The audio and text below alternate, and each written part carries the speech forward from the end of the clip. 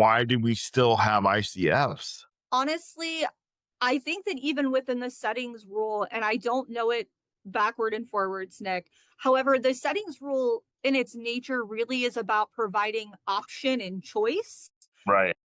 So I think there's a place for ICFs in local developmental centers, the Sure. same way there's a place for community living in an apartment or in a house or whatever with roommates or by yourself if you want to be. Welcome to the Nick Speaks podcast, where we speak up, speak out, and speak loud for the disabled community. Tune in every Tuesday, and don't forget to subscribe. And now your host, Nicolas Comstock. Hi, everybody. Welcome to this brand new installment of the Nick Speaks podcast, the podcast dedicated to the disabled community, where we speak up, speak out, and speak loud about the issues that matter to the disabled the most. I am your host, Nick Comstock. You guys, I am so glad you're joining me this morning on this Tuesday morning, the week before my birthday. That's besides the point, but it is St. Patrick's Day. I have green on. Our guest, unfortunately, does not. So somebody will have to pinch her, but we'll get into that in a little bit. Anyway, I'm so glad that you're here. We're going to talk about all things disability housing. We're going to talk a little bit about the property tax issue that is probably going to end up on the November ballot. We hope not. Anyway, and we'll explain why we hope not. But today I have an incredible guest who is a director of housing of people that specifically have autism. They have a few people that don't have autism, but this housing community is specifically built for people with autism.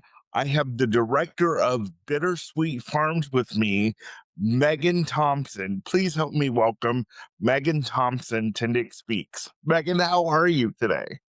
I'm doing great, Nick. Happy to be here on this wonderful Tuesday morning, and I am missing the green, so I'll make sure to ask somebody to pinch me at some point today. I'm sure somebody will take care of Yeah, because you're all the way in Lucas County, so I can't do it. I it. hands anyway, so it probably wouldn't hurt as much. So it needs to hurt a little bit.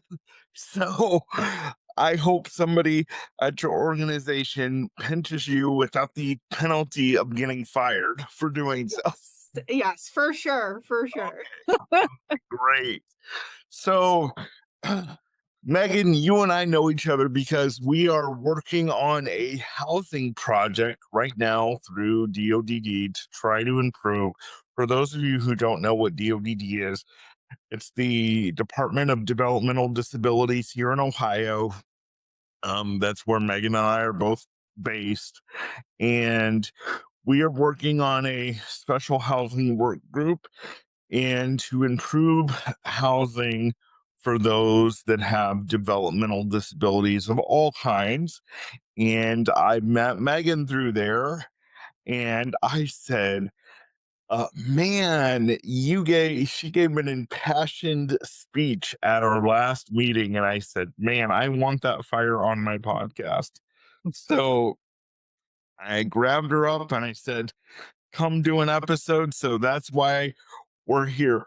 Megan, why don't you tell our viewers a little bit about you, our viewers and listeners, and what you do, and then we'll get into the nitty gritty, ask some questions, and have some fun.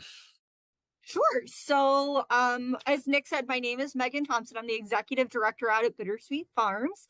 I've actually been at the farm as an executive director for a little over a year and a half. But I had the opportunity to serve on the governance board previously for 3 years. So it was a really great introduction. Happy to be at the farm. I would say I do a little bit of everything here. I guess leading up to me being here, I was an intervention specialist, or some people call it a special education teacher, depending on what state you're from, for a little over 15 to 20 years, and worked primarily with individuals with autism levels 1 through 3.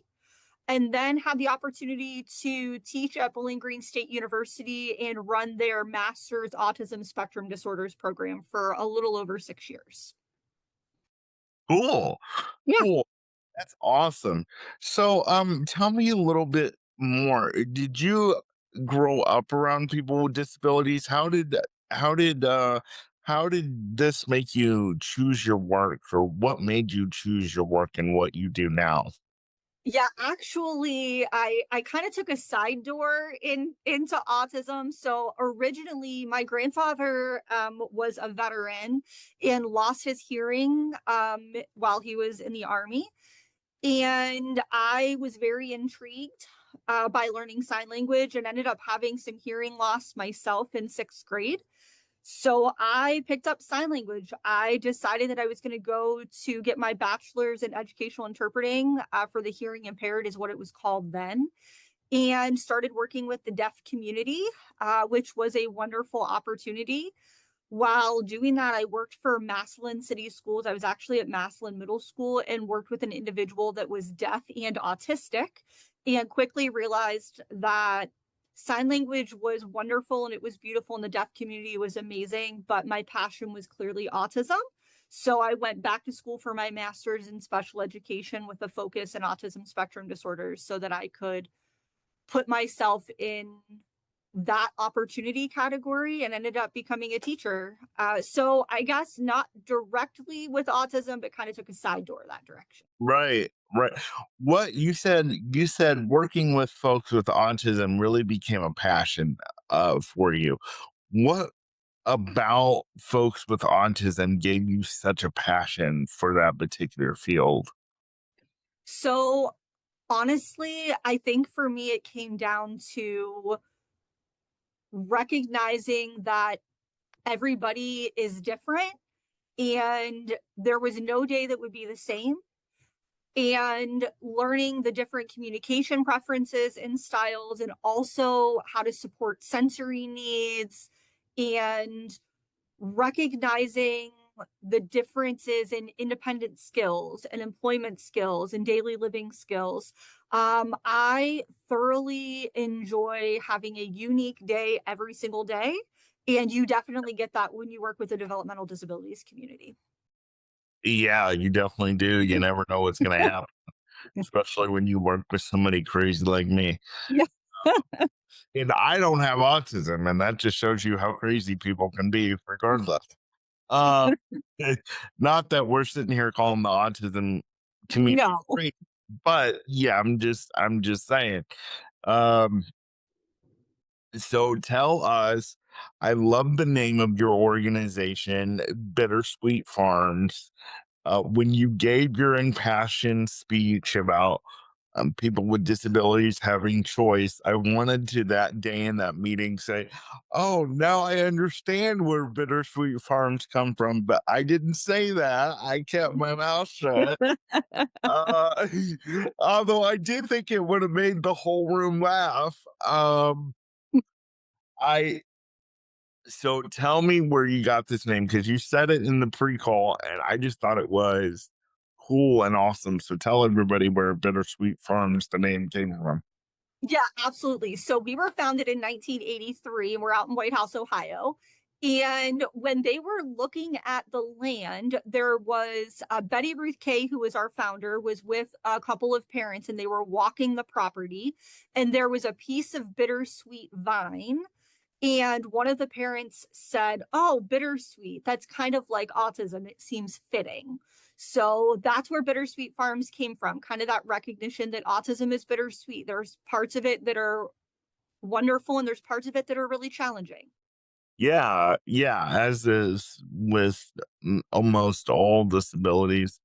And I love that, especially that the name came from a parent who had lived experience, because it is bittersweet for a lot of parents who feel like they're losing their adult son or daughter who they've taken care of all this time and they thought they were going to take care of until they pass.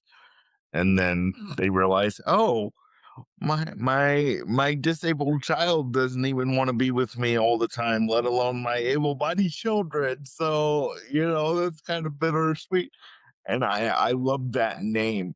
So tell us. what makes Bittersweet Farms unique as opposed to another, set of apartments for people with disabilities or another ICF or facility? What makes you guys unique?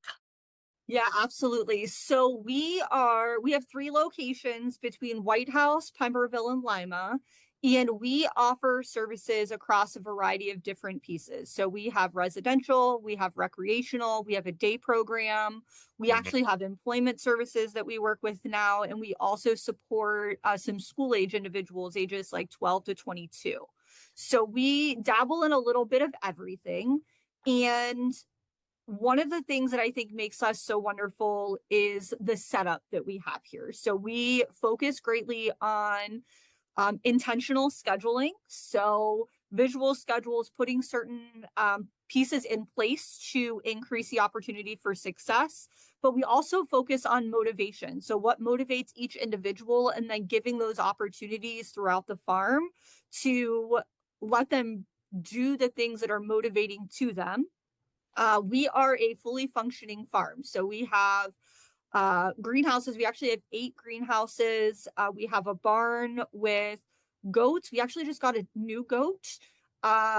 We've got a couple miniature horses. We have some cats. We have some ducks and chickens. And we have a culinary program. We have an art program. We have a groundskeeping program. So just a lot of different options that really focus on meeting sensory needs of individuals with autism, which is what makes it so that we can really support individuals with high support needs. Wow. So that's awesome. And I told you in the pre-call that I want to come down and take a look, and I'm going to come down and take a look. Maybe we'll do a special episode in the future there. I would love to just see it. So you said you had a culinary program. So We do do. you because you're on a farm, do you guys do farm table, or do you keep the chickens and not really do something like that?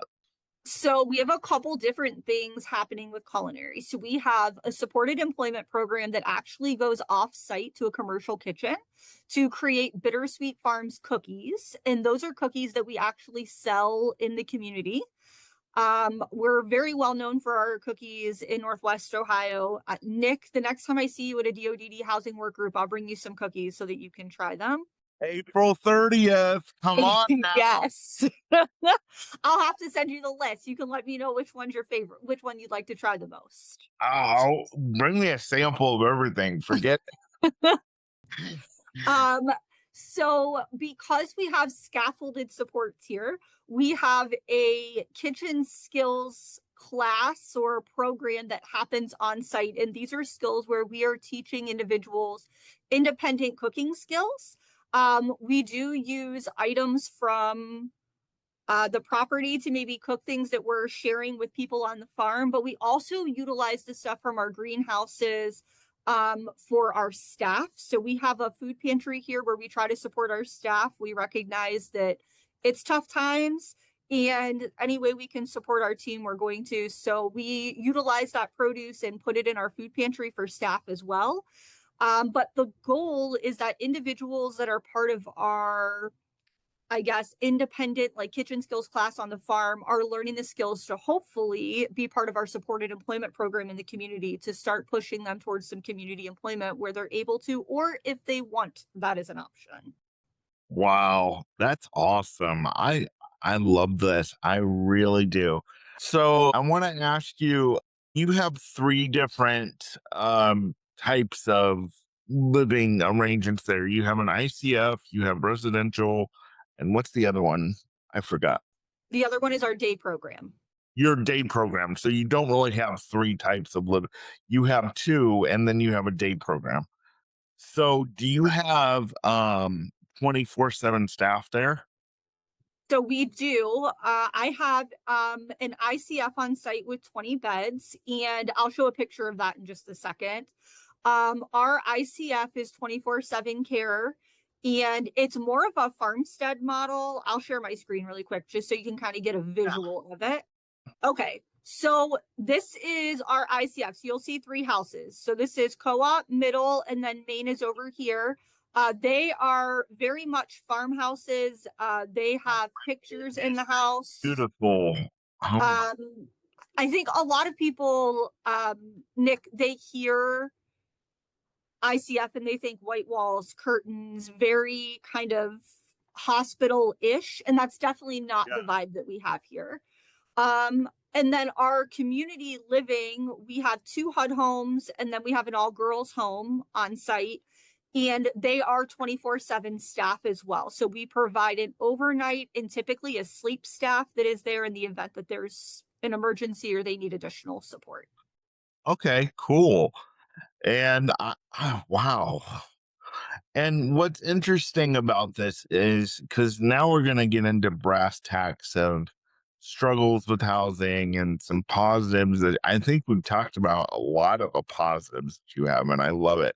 I want to get into some of the struggles because there is a reason why we have a work group going on right now. And I want to get into some of the struggles that you have. You said, you shared with me that you guys have a 180-person wait list Mhm. for people to get on your program at Bittersweet Farms, and that there's issues with the state not allowing you to build more property.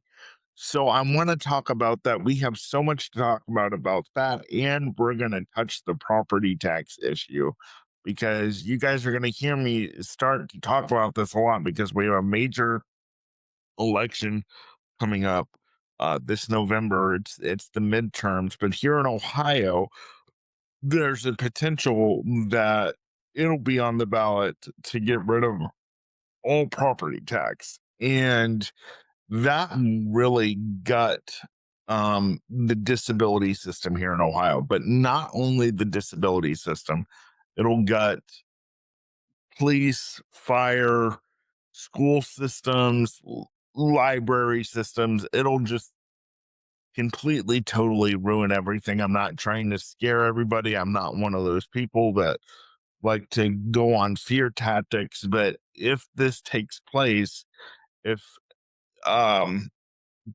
agencies like DODD and other places don't have something in place, we're really up a creek without a paddle. So we're going to talk about that today. So let's talk about some of the struggles you have, Meg, at Bittersweet Farms. Let's get into that a little bit.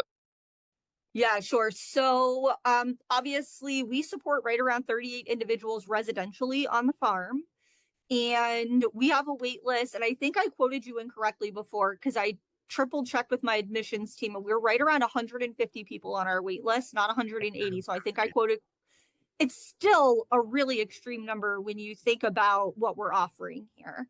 Yeah. And basically, where we're sitting is there's this pesky thing called a settings rule, and the settings rule from the federal level came down to the state level. And when the state put it in place, where we're sitting, we are not permitted to build additional residential properties on our site. So we have 80 acres of land, and we currently are utilizing about 40 of those 80 acres, and we cannot build more residential properties because our day program is on the same parcel of land as our residential property. So we are not able to expand residentially as of right now. We're obviously hoping for some adjustments there so that we can continue to expand and serve some more people residentially. But it's a struggle, and there's a lack of housing for individuals with developmental disabilities. And while we're working on it in our housing work group, Nick, it's sometimes it's an uphill battle trying to figure out how to navigate the systems to get what we need to get those houses built. It is. So, do you have 40 acres of land not being used, or is that being used by your day program and you still have room to build? So we have 40 acres of land that is a portion of what is not used is part of the woods. So we utilize some of it for like walking and sensory trails. We also share with Toledo Metro Parks Oak openings. Like we butt right up against them. However, within the 40 acres we are using, there are some parcels of that land that we could build additional housing on that we cannot currently. Wow. And they're saying that because of the settings rule, because they don't want it to feel institutionalized. That is correct. So I think the premise behind the settings rule was beautiful. It was the idea of person-centered planning, making sure individuals are getting the opportunity to have access to the community.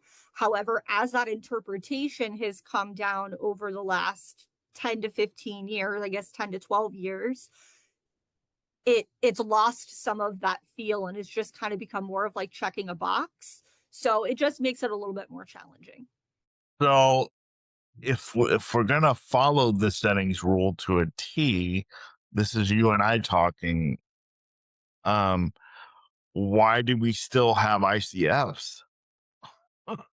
In my opinion, that's So I honestly, I think that even within the settings rule, and I don't know it backward and forwards, Nick. However, the settings rule in its nature really is about providing option and choice. right. So I think there's a place for ICFs in local developmental centers, the Sure. same way there's a place for community living in an apartment or in a house or whatever with roommates or by yourself if you want to be.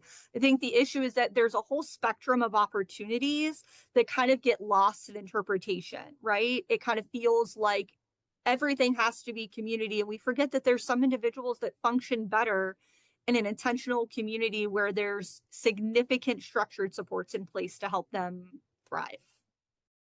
Right.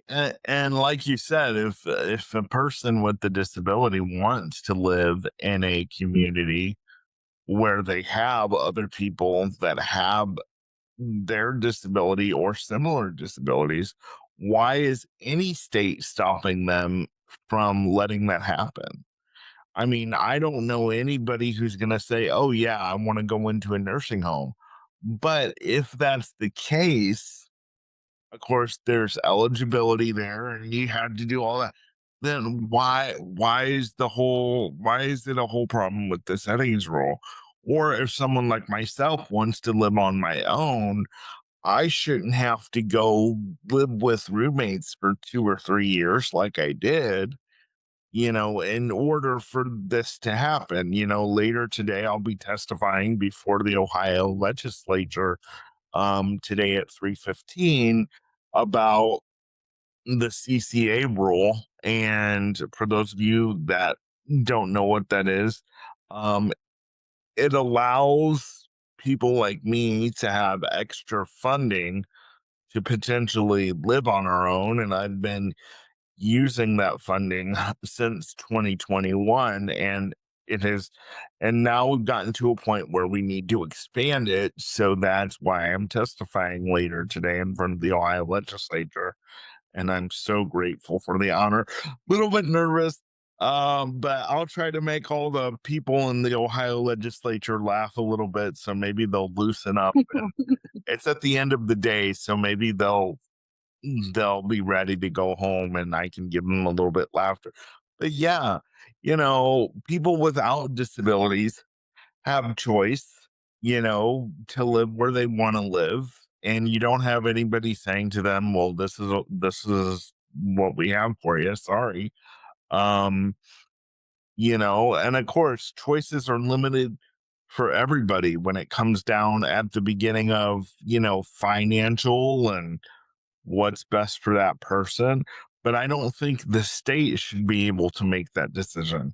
Ohio is person centered for a reason. And so people with disabilities deserve the same choice as people without disabilities. What say you? So I completely agree with you, Nick. And I know we've talked about this a lot.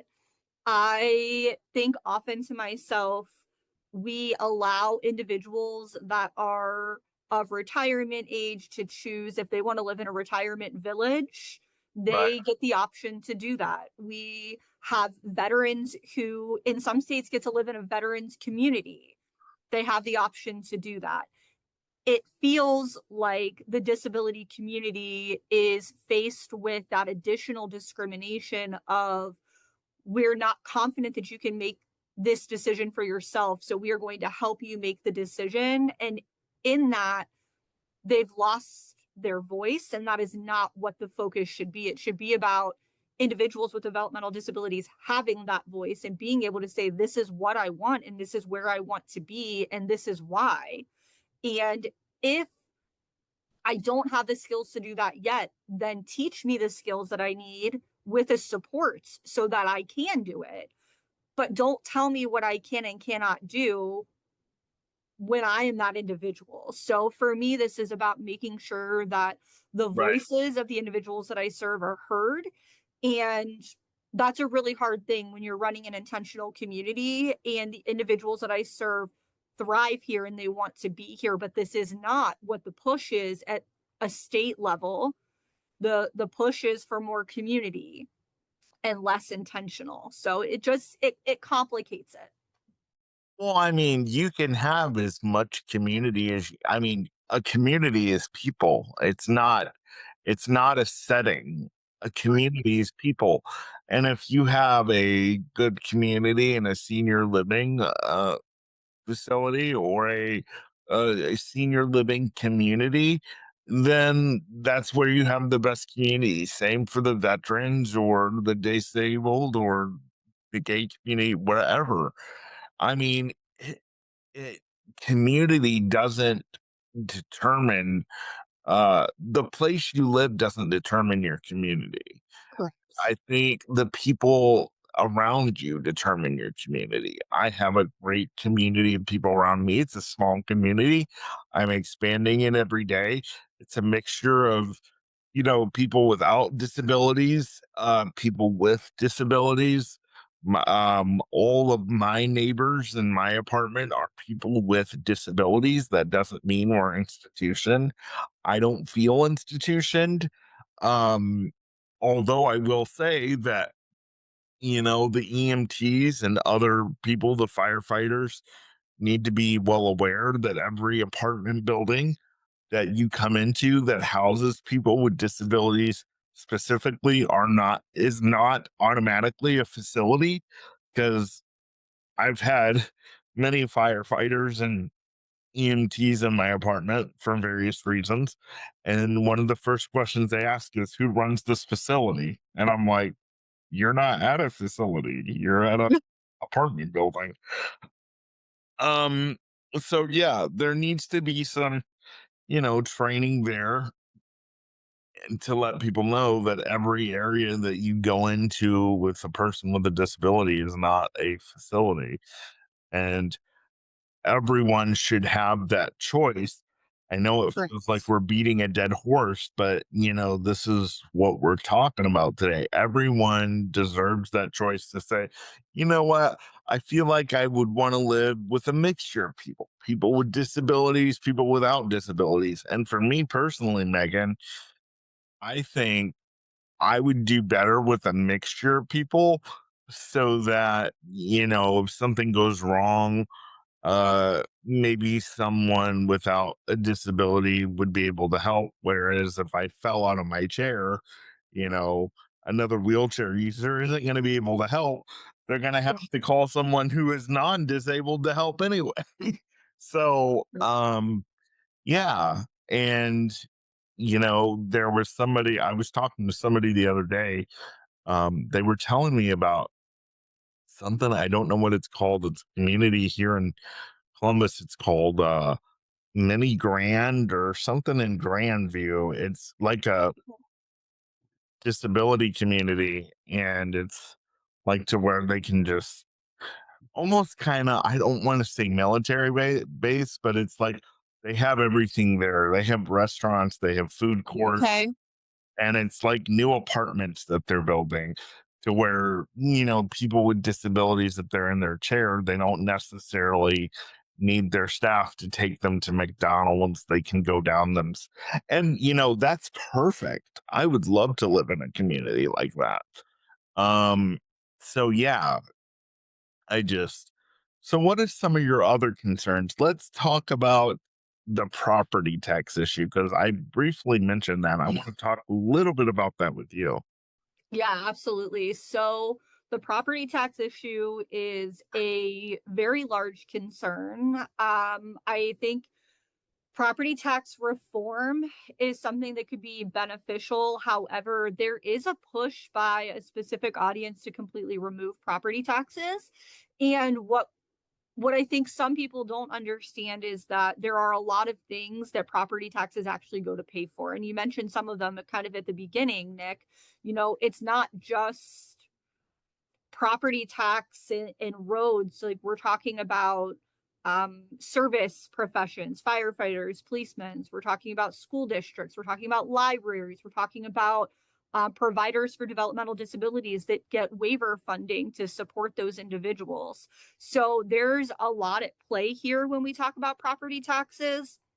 But there's also, I think it's important to acknowledge that some of it is out of hand and we do need some property tax reform. It's just going about it the correct way so that as a provider, we can continue to provide the services that we need, because property taxes go to fund county boards, and those county boards pay out a portion of waiver funding to providers that bill for waiver funding. So they're very integral to what we do here to support the individuals that we do. Yeah. Yeah, it really is. And I did talk to another county superintendent on the phone the other day, said that the property tax thing at this point only had about 4,000 signatures and they needed a lot more to get certified. So, I'm not really worried about it. I think it'll be a huge push. It's a huge push for advocacy this year. We have the governor's race. We're trying to get the governor, the new governor, whoever it is, to understand the disability system and how we work things here, because Ohio is very unique. We're one of 3 states who still have county boards. And so, and the reason why, and you can help me with this, Meg, I believe the the state pays like a 40% in waiver funding, and the county pays like 60% in I waiver. think you're right. I think it's like 35-65. So for every dollar, it's like a 65-cent, 35-cent split. Okay. Maybe it's 60-40, but it's right around there. Yes, you're correct, Nick. Yeah, 60-40. So I mean, it's really important, and there should be other ways. And I guess that's where our housing group comes into play, is there should be other ways that we can get money outside of property tax. And so now we're being forced to look at this and say, okay, what can we do? And, I'm hopeful that we'll come up with something, and I'm not one of those. I'm a man of faith. I'm not one of those that we're all going to die. Yeah. I'm not one of those things. So I think it'll all work out. Um, what are some of the do you guys have events like at Bittersweet Farms? Like, what do you do for fun out there at the farm? Yeah, so we have quite a bit. So we do Music Vine on Fridays. So from, I believe it's October, but don't quote me on it. From October to March, we are indoors at a location in Grand Rapids, Ohio. But then from April to September, we actually do Music Vine out here at Bittersweet Farms in White House. We have a different guest musician that comes from the community of Northwest Ohio every week, and they volunteer their time, and we have a concert out here every Friday from 11:30 to 1ish, right around there. And we get providers from all around Northwest Ohio that come. So sometimes we have over 100 individuals that are listening to music and singing along. I think the favorite, though, is truly karaoke. Everybody loves karaoke day. So we do that. And then we do once a year in June. It's the first Thursday in June. We do Celebrating Possibilities, which is our signature fundraising event, and bring in quite a bit of our philanthropic dollars that we use to kind of run things out here. Um, Wow, that's We awesome. Yeah, we do a lot of different things. It's a great time. We're really busy. Our participants are in the community almost every day. We have community groups that they're going out to volunteer and check out metro parks and do some different work and some different activities. So we're pretty engaged in the community out here. Yeah, you're kind of in a rural area, so Yeah. how does transportation work for you guys? Yeah, for sure. So we have a fleet of over 18 vehicles. We might be up to 19, I believe. And we do transportation for individuals that are coming on site for day program, but also when we're going off site for events, we provide transportation through our fleet. We actually have done some grant work with ODOT to get some of our fleet vehicles, which has been incredibly helpful for us. That's awesome.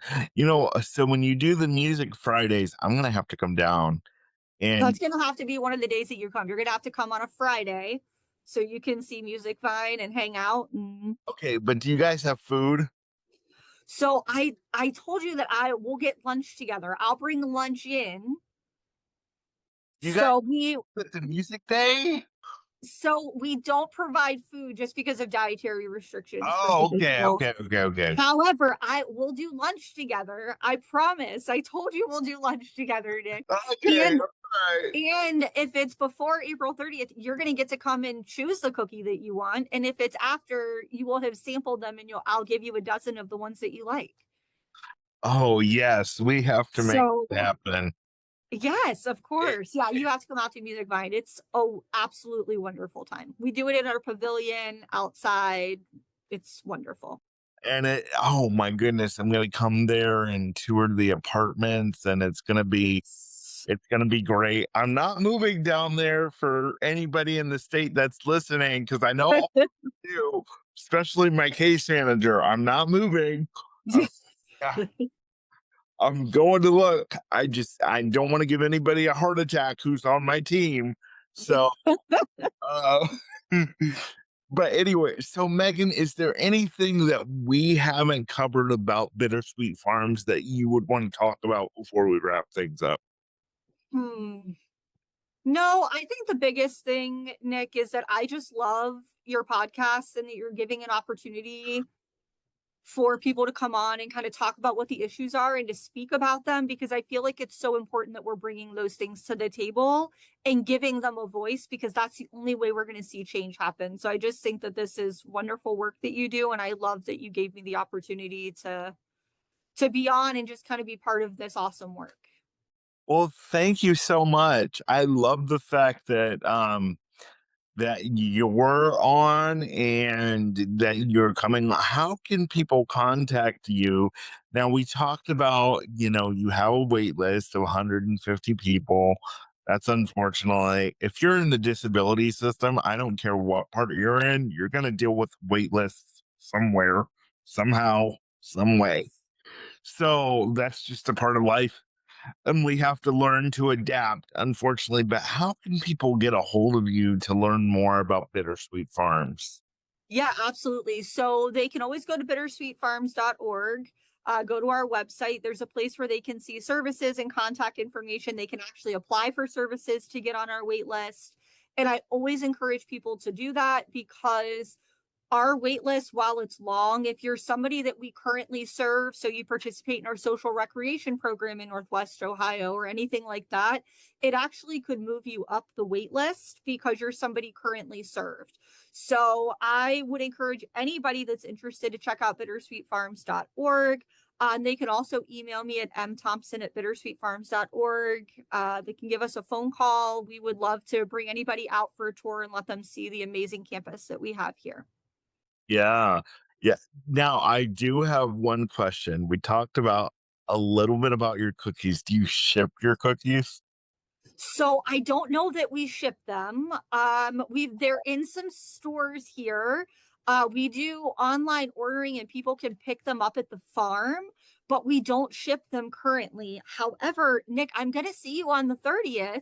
Yes. And I'm going to make sure you get a sample so then you can let me know which one you like. And if I'm in Columbus between now and then, I'll get your address so I can drop some off. I know, but if they're really good, I'm going to encourage you guys to go on Shark Tank and get a deal because The because best part is that they're participant made cookies. So I don't know if we could handle Shark Tank. They always like expand people exponentially. And I don't know if we could handle that exponential growth, but I would love the opportunity to. yeah, well, because I never, if you guys follow me on TikTok, especially, that's where I talk a lot about food. But I never steer my audience wrong when it comes to food. So I'll have to, and I'm fat for a reason, okay? So I'll have to, come back in a couple weeks and be like, hey guys, I tried Bittersweet Farms cookies. They're awesome. You Or need to do one of those influencer videos where you're like eating them in real time and giving like feedback about how you feel about them. But yeah, yeah. I used to do that all the time, Megan. And I don't like the way I look when I eat on camera. So I'm right. conscious, but I need to get back to doing that because people actually do love that. Anyway, Megan, thanks for being here today. It's been so awesome. And I will definitely be down at Bittersweet Farms very soon. People are probably tired of me saying that in this podcast, but oh well, it's my podcast. So you guys, thanks for joining me today. This is the Nick Speaks podcast, the podcast dedicated to the disabled community, where we speak up, speak out, and speak loud about the issues that matter to the disabled the most. I am your host, Nick Comstock. I will see you next Tuesday for an all-new episode. Thanks again to our guest. Have a great week. Bye-bye. Thanks for tuning in to the Nick Speaks podcast, where we speak up, speak out, and speak loud for the disabled community. If today's conversation resonated with you, please like, subscribe, and hit that bell so you never miss a new episode. You can find Nick across all platforms by visiting his link tree in the show notes. And please leave a comment to join the conversation. Until next time, keep speaking up, keep speaking out, and keep speaking loud.